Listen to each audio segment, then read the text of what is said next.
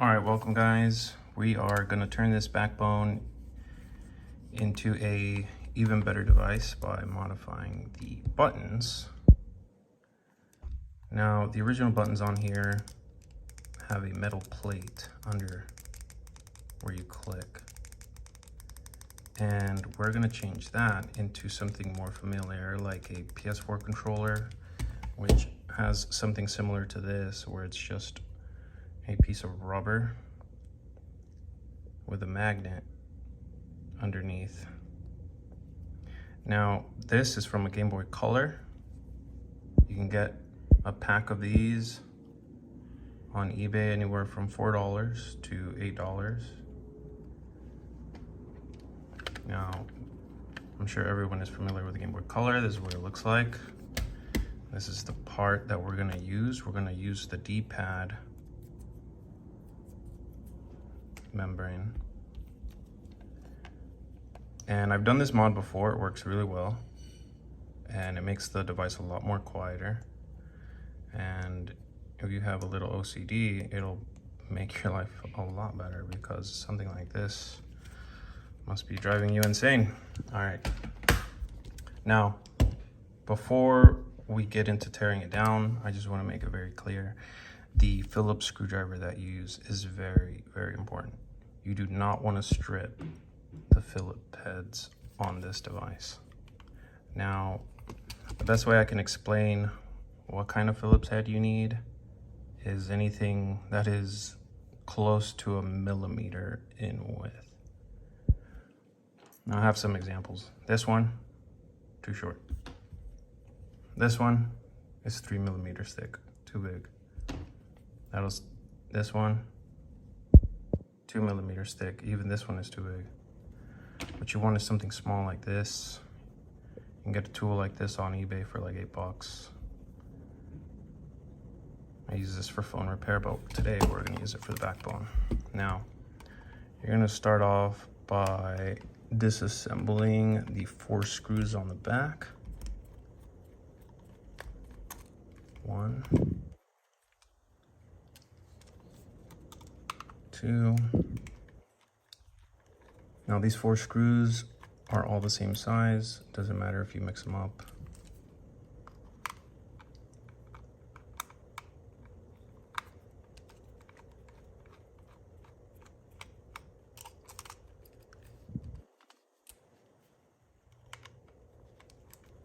And 4.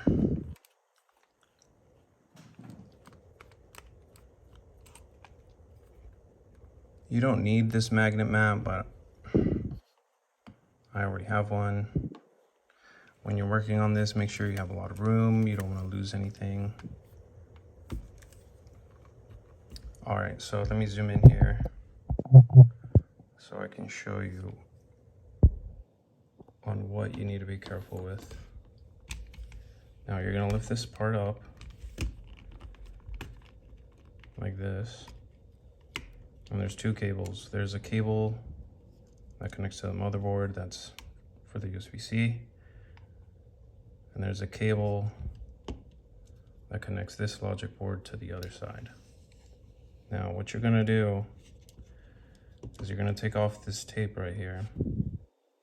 Now I'm gonna use some tools. You don't have to use tools.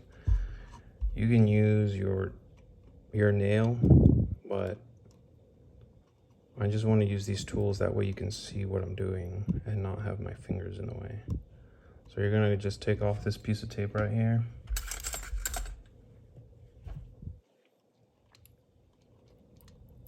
Like so. Carefully take that tape off, put it to the side. Now this part is very important. This black piece that you can see right there, what you're gonna do is you're gonna lift up very carefully from the middle. You can use your fingernail, but I'm gonna use this tool, and right from the center. You don't want to start on the side, left, right. You just want to do right in the middle, and you're gonna carefully lift up like that with your fingernail. Or if you have tools like this, even better. Now you're gonna disconnect this cable. Pull it straight back.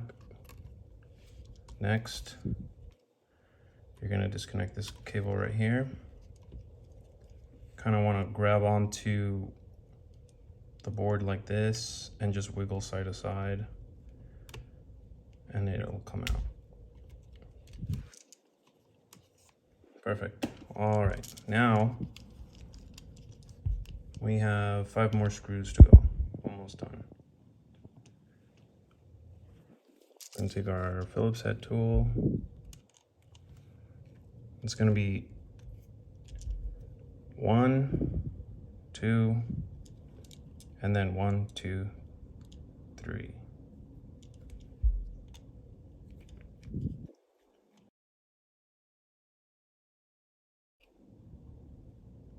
Put it off to the side. Take the next one off.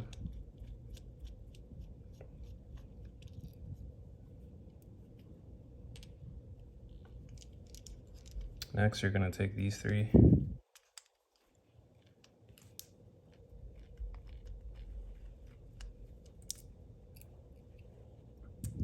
1, 2.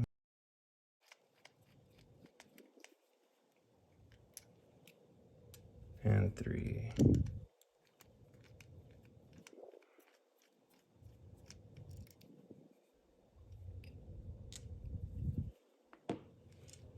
Now this part's gonna come off. If you take off this part, don't worry, you can we'll put that back. Just put that off to the side for now. Make sure you don't lose that spring. And then this is all one unit. Just put that off to the side. Now this part, you kind of just want to wiggle this out. Well, that was actually pretty simple right there. But sometimes you have to like wiggle it for it to come out. I had to do that the first time. Now, what we're gonna do is we're gonna take this off. This is what we don't want. It's like a thin tape-like material with metal caps. And we're gonna take this off. You can keep it. I'm gonna get rid of it. I don't want this anymore. So you can use your fingers, you can use a tool, it doesn't matter. Just gonna peel this off. But I'm gonna show you, that way you can see. I'll use this tool right here. I'm just gonna pull this off.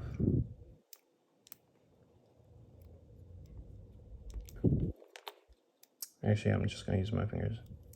It's a lot easier. And you're just gonna peel that bad boy off. That's what it looks like. And then these are the contact pads. After that step, what you're gonna do is a little bit arts and crafts over here. So you're gonna take this rubber pad. Make sure you don't flip this upside down. These will fall out. So put that off to the side. And what you're gonna wanna do is you're gonna wanna cut this and make it into a cross shape, just like the part that you took off. So we're gonna take some scissors and just cut off the excess.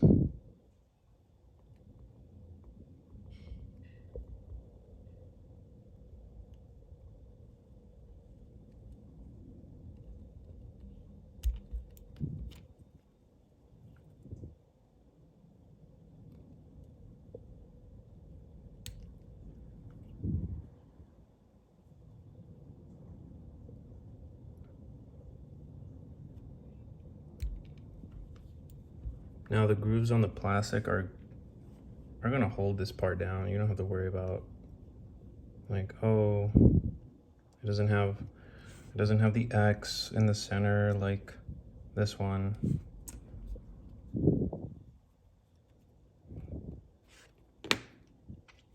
And as you can see here, these are actually a little taller, which is good. It's actually gonna help.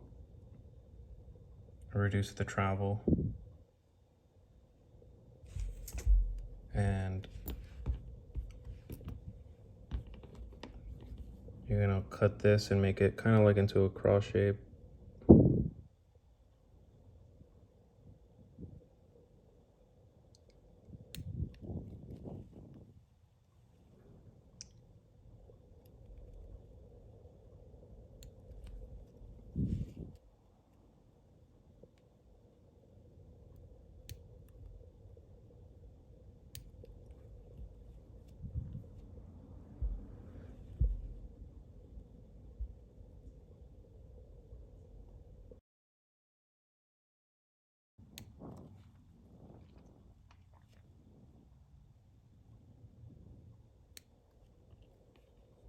We're doing this so the screws that go to the component that holds the trigger button will be able to be screwed back on, because this rubber will get in the way.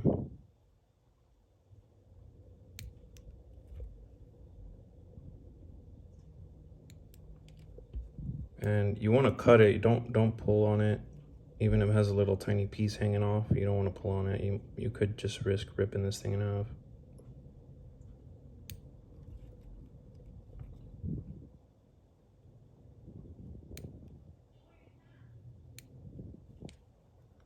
All right,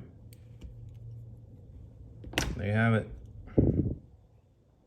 This is what's going to go in to our backbone. Like so. As you can see, there's enough clearance for the board to go on there, and also the plastic that holds down the right trigger. All right, so now that we have that like this, we're gonna take the board,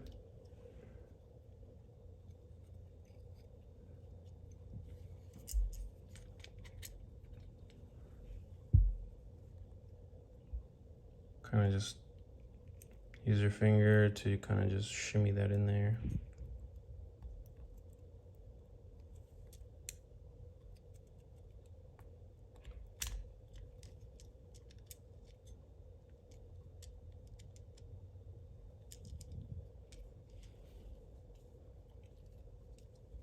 And if this plastic piece is poking out, kind of just take something, push it back in there.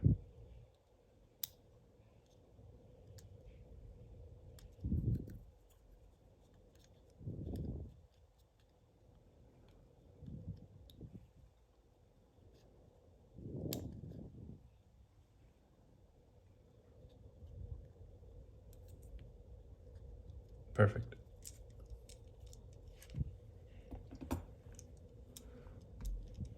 Now we can start by putting the 2 small screws .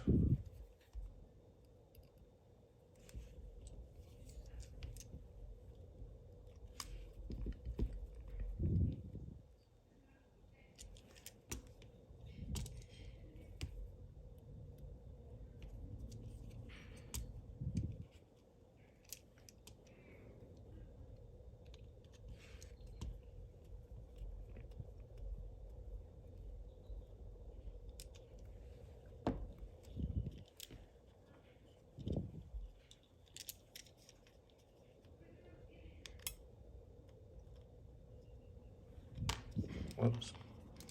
And then, yeah, you're just gonna wedge this spring in there like so.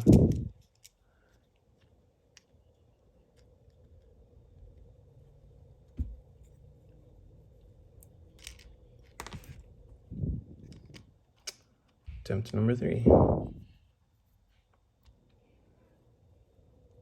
Just kind of push it in there.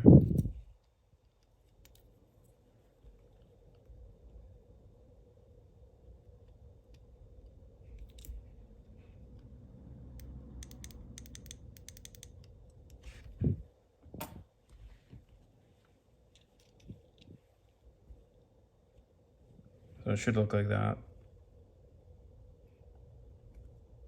Now that little notch that you can see right here.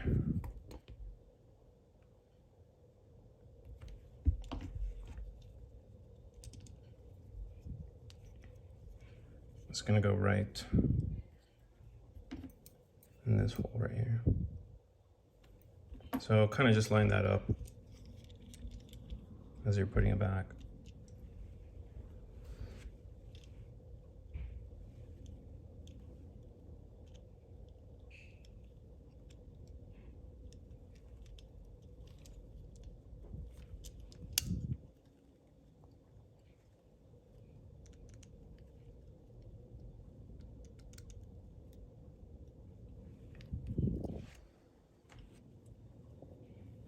And then take your screws that you took off and put them back.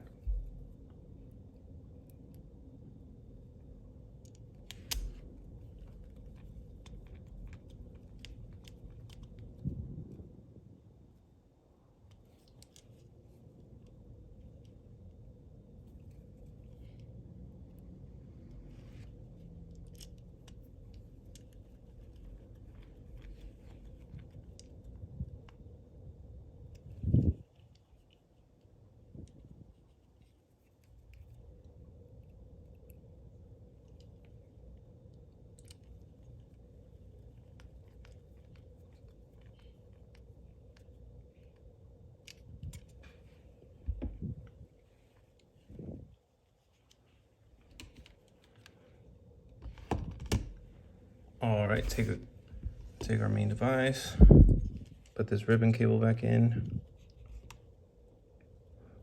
Now, before you do this, actually, make sure that you do not pull on this, because this little black tube will shoot out. I learned that the hard way, and I had to put it back. So yeah, don't pull on the device mechanism. And you want to make sure your USB-C cable is going this little ridge right here, or it will get stuck right here if it's not put back properly. So yeah, make sure this is like this right here. And as we close it up, I'll show you how that should line up as you're closing the case back. Now you're gonna take your ribbon cable, slide it back in, kind of just wiggle side to side.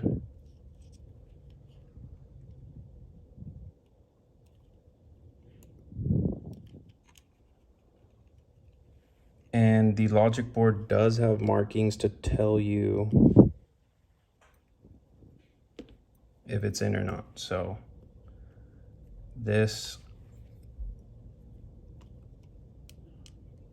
edge of this blue should be lined up with this mark right here, as well as for this side. It should be lined up right there. That way you can tell if this is in all the way or not. So once it's there, don't go crazy, don't put more pressure. You might risk breaking the connector. And you're just gonna wanna push down on this right in the middle. And there you go. You've connected the board back to the other side.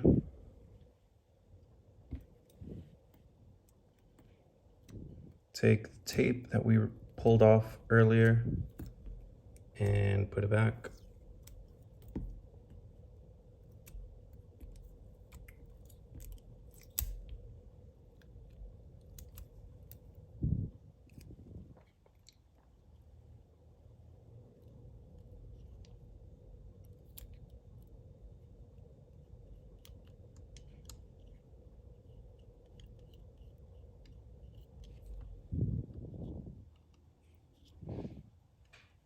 Take our cable,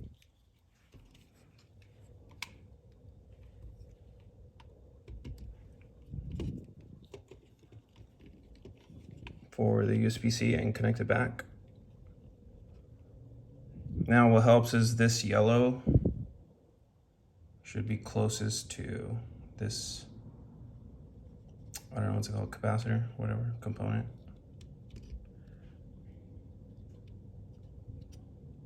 Yeah. Like that. And then just push it back in. It'll click, you'll feel like a small click. And then line this cable up like so.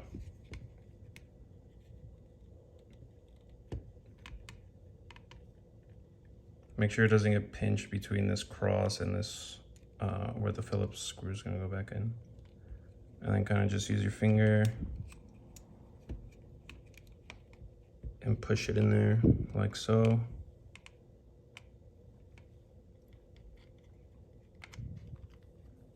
Close it back up and put the screws back in, and you're done.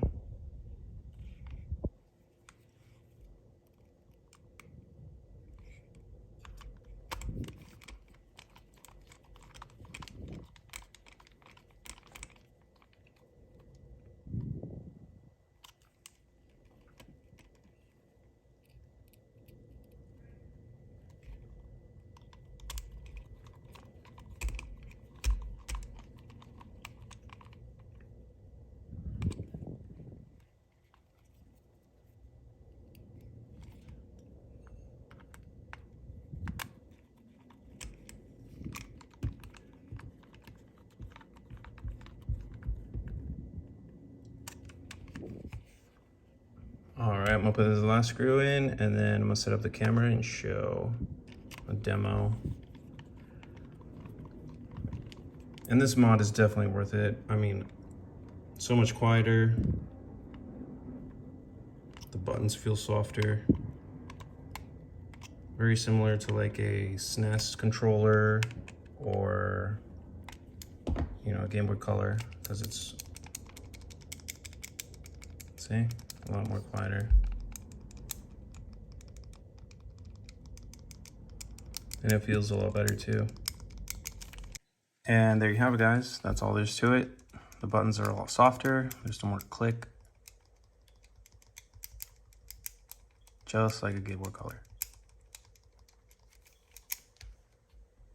But yeah, like I said before, you're gonna need a Phillips screwdriver. I couldn't find that one on eBay, but I found this one, so I'll put it in the description. Pair of scissors. The D-pad of a Gameboy Color. And cut it into this shape. And then you can do whatever you want with these. All right, so let's test it out on a game that requires a lot of button presses, like Tony Hawk Pro Skater 3.